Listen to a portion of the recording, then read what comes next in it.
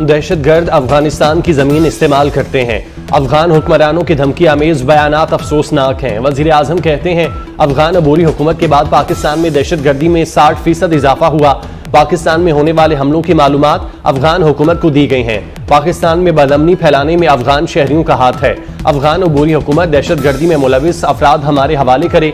पाकिस्तान मुखालिफ कार्रवाइयों पर अफगान हुकूमत ने ठोस कार्रवाई नहीं की। पाकिस्तान पर अमरीका का कोई दबाव नहीं।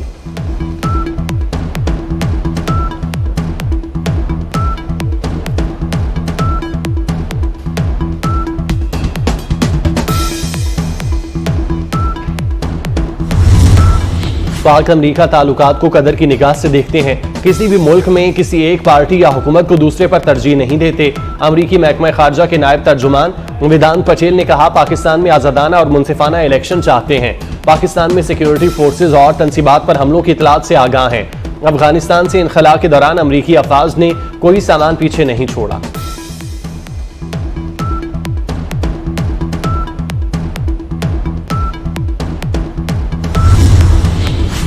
मियां नवाज शरीफ की मरियम नवाज के हमरा गवर्नर हाउस लाहौर आमद।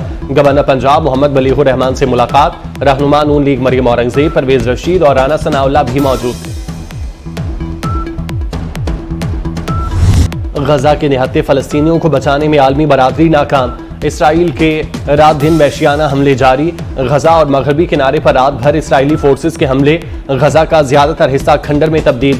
नसर मेडिकल कॉम्प्लेक्स पर बमबारी। अलकुद्स और कमाल अदवान अस्पताल के नजदीक फजाई हमले। बच्चों के अस्पताल को भी खाली करने की धमकी दे दी गई।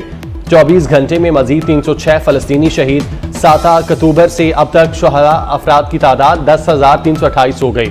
गजा में अब तक 2,719 खवातीन और 4,237 बच्चे शहीद हो चुके। 25,965 से जायद फलस्तीनी जख्मी।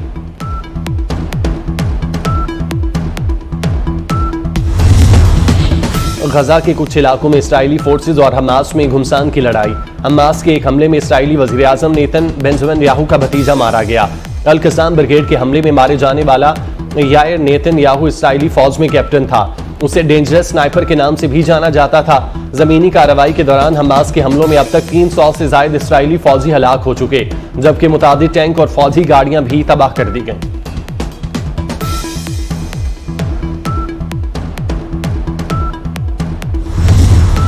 वज़ीर आला पंजाब का लाहौर में सरकारी स्कूल का दौरा काम कर गया। मॉडल टाउन के स्कूल में बच्चों के लिए नया फर्नीचर आ गया। लाइट्स और पंखे भी लग गए। वज़ीर आला मोहसिन नकवी की आज फिर अचानक स्कूल आमद। स्कूल की हालत बेहतर बनाने पर बच्चों का इजहार तशक्कुर। वज़ीर आला बच्चों में घुल मिल गए, मुसाफा किया और उनसे गुफ्तगू की। स्कूल के खाकरूब को भी बुलाया और बात करते रहे।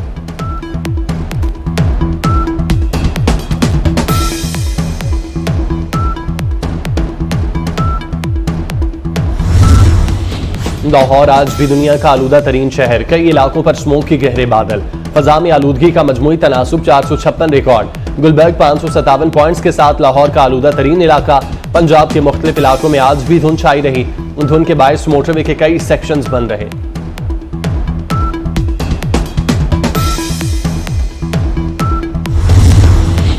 बारिशें बरसाने वाला सिस्टम आज मुल्क में दाखिल होगा। मगरबी हवाएं मुख्तलिफ शहरों में बारिशें बरसाने का बायस बनेंगी। जुमे के रोज तक बारिशों की पेशगोई। आइंदा 24 घंटे में इस्लामाबाद, पंजाब और खैबर पख्तूनख्वा में बारिश का इम्कान। कश्मीर और गिलगित बल्तिस्तान में भी बादल अपना रंग जमाएंगे।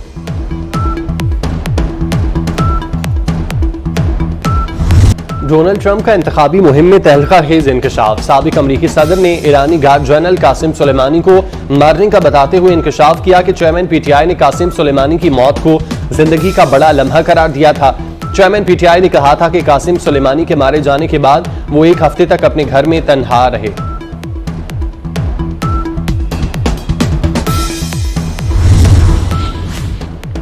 फैटफ की समाअत के दौरान भारत के जराइम की तवील फहरिस्त सामने आ गई। FATF रिपोर्ट के मुताबिक भारत में पुरतशद्दुद इंतहा पसंद तंजीमों ने मुनज़्ज़म नेटवर्क के जरिए फंड्स इकट्ठे किए। फैटफ ने भारत में गैर कानूनी और गैर इंसानी कार्रवाइयों की तफसीली तफ्तीश के लिए टीम भेज दी। हिंदुस्तान को जल्द फैटफ की ब्लैक लिस्ट में भी शामिल कर दिया जाएगा।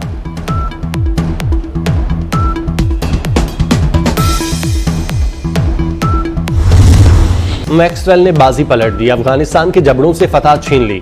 ऑस्ट्रेलिया ने 292 रन का हदफ 7 विकेटों पर हासिल कर लिया। 91 रन पर 7 विकेटें गिरने के बाद मैक्सवेल डट गए। टांग में तकलीफ के बावजूद तन्हा ही ग्राउंड में छक्के चौके मारते रहे। अफगान बॉलर्स का भुरकस निकाल दिया। मैक्सवेल ने 201 रन बनाकर टीम को जितवाया। ऑस्ट्रेलिया सेमीफाइनल में पहुंचने वाली तीसरी टीम बन गई।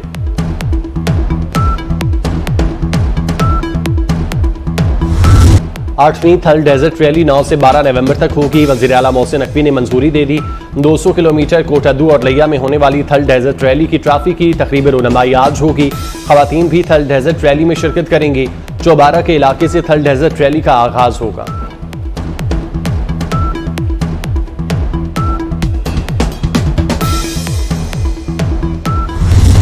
और मुनफरिद लहजे के शायर जॉन एलिया को बिछड़े 21 साल हो गए। 1990 में 60 साल की उम्र में पहला मजमूआ शायर शाया हुआ। नवंबर 2002 को 71 साल की उम्र में कराची में दार फानी से कूच कर गए।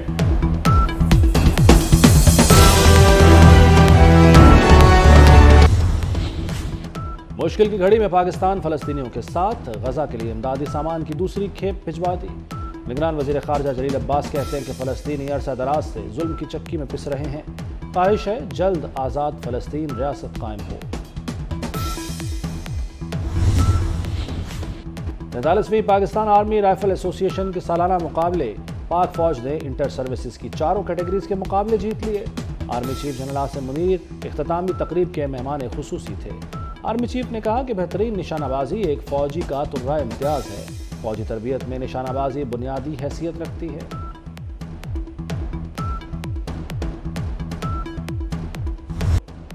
नवाज शरीफ का पहला मास्टर स्ट्रोक। मुत्तहदा को साथ मिला लिया। नून लीग और MQM का मिलकर इलेक्शन लड़ने का ऐलान। मुत्तहदा वफ्द की लाहौर में नून लीग के कायद नवाज शरीफ से मुलाकात।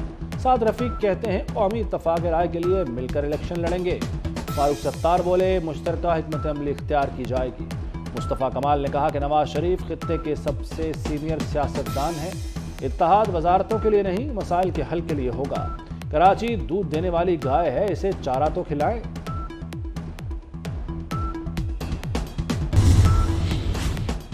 अवाम का पैसा अवाम पर खर्च। पंजाब हुकूमत ने खजाने का मुंह खोल दिया। सरकारी अस्पतालों के लिए 4 माह का बजट जारी।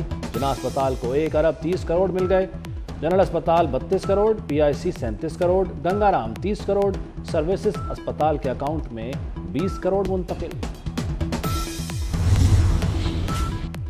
साबिक चीफ सेलेक्टर इंजमामुल हक के खिलाफ तहकीकात। कमेटी की रुकन और PCB की मीडिया डायरेक्टर आलिया रशीद मुस्ताफी हो गई। कहती है फैक्ट फाइंडिंग कमेटी और मीडिया डिपार्टमेंट में मफादात का टकराव है। दूसरी जानब कमेटी को दी गई डेडलाइन खत्म हो गई मगर कोई पेशरफ्त न हो सकी।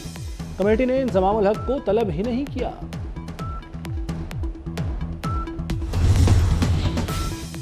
और तौसीफ अहमद कौमी क्रिकेट टीम के अबूरी चीफ सेलेक्टर बन गए। साबिक क्रिकेटर वजाहतुल्लाह वास्ती को जूनियर सिलेक्शन कमेटी का सरबराह मुकर्रर किया गया है। तौसीफ अहमद की ज़ेर क़यादत सिलेक्शन कमेटी का पहला असाइनमेंट दौरा ऑस्ट्रेलिया के लिए टीम का इंतखाब है।